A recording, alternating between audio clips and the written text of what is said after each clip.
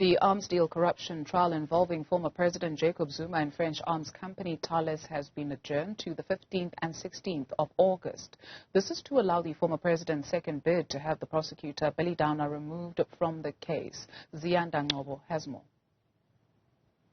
The arms deal trial has once again been postponed to the 15th and 16th of August for the hearings, where a second attempt by former President Jacob Zuma will be heard in this court. Now, the legal teams also were debating whether or not the trial can continue in the fourth term of this year and the first term of 2024, but Judge Nkobo said it's too soon to make a determination on this. Let's bring in legal analyst As predicted, this matter has been delayed and there's going to be answering papers and replies. Just how practical would it be to hear this matter in the last term of this year? It wouldn't be at all. Let's remember that if we go on a full-blown trial, we're coming back on the 15th and 16th of August. Arguments are going to be advanced. You then have to wait for a certain judgment. Whichever is going to be the losing or the aggrieved party, then they're going to say, I want to take this matter on appeal either to the SCA or to the Concord. And if I do that, then it's extended a number of delays which are going to be there. My prediction is that the only time in which we can be trial ready after all the new application has been done and dusted would be in 2025 or even 2026, taking into account the history of this matter that we've enjoyed in the past, let me say 5 years. What practical arguments can the former president's legal team make, given the fact that this is now the second attempt to have Billy Downer removed?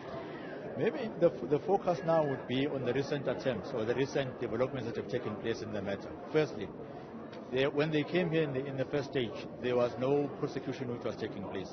Now you have someone who's an accused in a second matter and whose matter has not been finalized as yet. So they may come and say, well, when you are assessing this charge to prosecute, you only narrowed yourself into the administrative part of it.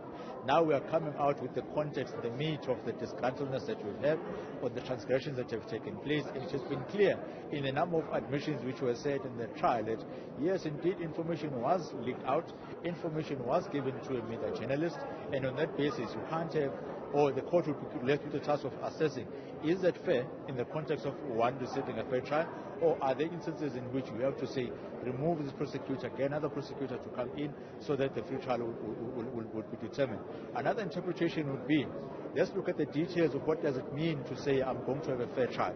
That particular fair trial, does it also include the participation of the NPA in a bona fide, in the interest of justice type of manner, or is it a process of saying the NPA has its latitude to choose whichever prosecutor is going to represent it, in as much as you have, Mr. Zuma, latitude to put whichever legal practitioner is supposed to represent you.